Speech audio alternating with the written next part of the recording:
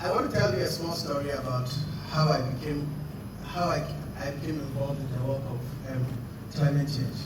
I'm a Northerner, right? I was born in Kumasi. Thankfully, my father was a migrant, so he moved to, usually you move to Kumasi in search of greener pastures. If you succeed, then you sort of stay. So he did. He met my mother. They gave birth to me. But usually, my father would take me back to northern region, Salaga, to sort of visit my grandmother, right? And my great-grandparents were farmers.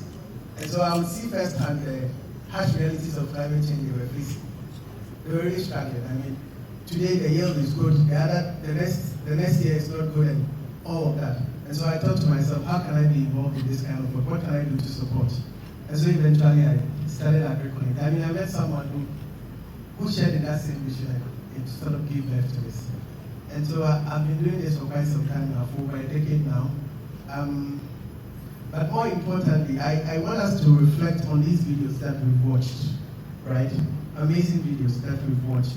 How did you feel watching these videos? Does it make you anxious? Does it make you worried? Are you hopeful? Are you excited? What is it that you are feeling? Maybe I can have some volunteers share what they are feeling about seeing the video. A lot of them that we've seen. Yeah, I see you're nodding your head. Thank you so much. I got frightened when I saw the aspect of the clothes. And in the morning I was coming with my boss, we were discussing that these days when you send used clothes to orphanages, they tell you they don't want it. They want brand new clothes. Or you go and wash, iron, and all this. So we're discussing that we don't need too many clothes, too many shoes. We don't need them. So we got frightened when we saw what's really happening at our beaches. I'm really scared. And the first speaker mentioned that Chad is experiencing these crises, and we are not far from Chad. So what can we do? We as electricity company, what can we do? So the focus now, or the take home now, is to focus on renewable energy, not only on solar, but the other forms of renewable energy, and then encourage the usage of what electric vehicles. Thank you. Thank you very much. Thank you. Thank you so much. She says it so perfectly. In fact, she does a reflection, then she tells me what the key message is taken away from today, right? That's wonderful. Thank you very much. I'm also very scared, especially with the plastics. So in my own small way, at my church, at home, we do recycling. Every time or during the week, you pack up your plastics, and when you are going to church on Sunday, you come and drop, you have a drop-in zone there. And it is serving as income for those who are collecting, and even to the church. It ends up as revenue for us. So that is what I'm doing towards that. But I'm even scared with the Galamsey issue coming up now. This morning I've been so upset, I've been so scared, I don't know, I'm traumatized at what is happening to our forests and water bodies. So I am up for it. Whichever way I will do in my small way to help this, I'm up for it. Thank you. Thank you so much. 2 words, frightened and scared. Yeah. Thank you very much for this insightful documentary. Coincidentally, we at GIMPA, specifically the Office of the Keynote students, is establishing a sustainability club. And we've already had discussions with Zoom Lion. We've had a first meeting, so they're actually going to bring us those big bottles. I don't know if you see there's one at Fiesta Royale, where we are going to position its advantage points for students to put in their recyclables. And hopefully, I'll have a discussion with the team afterwards to see how best they can support the club. Thank you. Wonderful. So, from what I get, you are hopeful. Yes. Thank you. I like that. Any more reflections? Please, last one. Thank you very much. I see an opportunity in the used clothes that we see around. We have lots of them.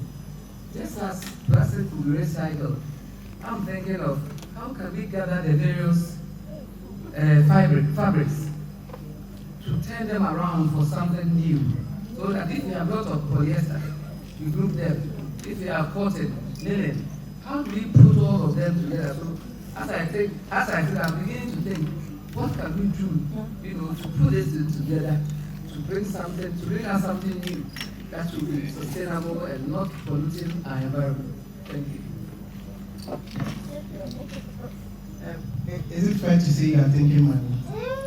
Yes. Yes, I like that. I like money. Money is good. So just so we sort of be on the same page where some of us are expressing interest in how frightened they are and how scared they are for the future of our country, right, and the future of the earth that we have. And more importantly, let me put it in this frame.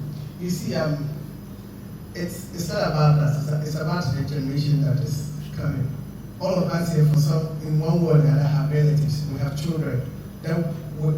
For all that we do, all the hard work that we put in, we want to leave a better world for them. And living that better world for them includes these aspects. So I get it when you say you are frightened, you are scared. I am too. It's terrifying. But in the midst of that, there's a lot of opportunities, right? That's why she's talking about money. There's a lot of opportunities.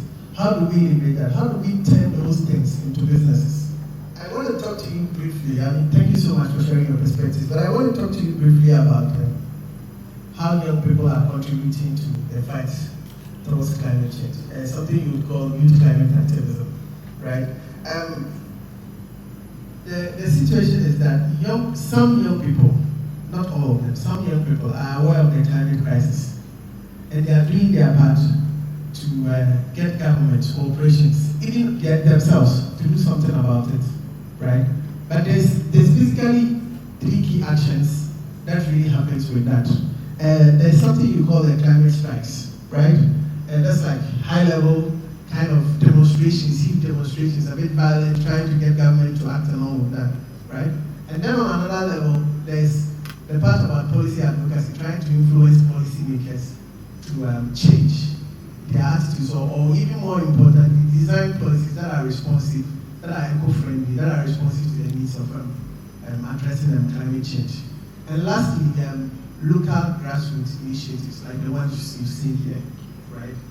And so there are young people in various ways that are involved. I can go on and on about the examples. I know of bus stop boys that are doing some amazing work around addressing sanitation challenges in Ghana. And there's this lady from Sweden, Greta, that is also doing some amazing work around that. But I want to quickly zoom in down to what we're doing at the Ghana Youth Videography Program. Why I think our approach is more unique. What we do is we call the direct approach, right? The direct approach is sometimes you do all of these demonstrations, all these policy advocacy, but it doesn't get to the right people. Where do you even find them? How are you able to get them to understand that this is the challenge, this is how it's affecting us, and this is what you can do about it? So we are using video as a tool. This video that you see here, for 15 good years, videos have been made by young people that are shown at COP events. Yes, COP events. This year, it will be shown in Brazil, right? And it gets to the people in power, the United Nations, the right people who make the decisions. So the video now becomes a way for us to inform and influence them to take action. You see, when you watch the video about the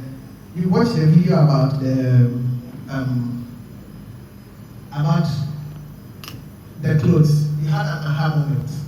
Like, this is some serious work. Exactly, this is what we're looking at, right? We're really able to use that as a way to speak to power and get people to sort of sit up. And so on that note, I want to end here and thank you all for your time and tell you that please take action now. In your own small way, what is it that you can do? It starts with the bottle of water you were giving today. Yes. Yes, it does. It starts when you wake up in the morning, the amount of water you use to brush your teeth. Some people put water on the paste, on their brush, and then keep the water running till they are done. Yes. Eventually, our resources are going to deplete, and our population is increasing at an alarming rate.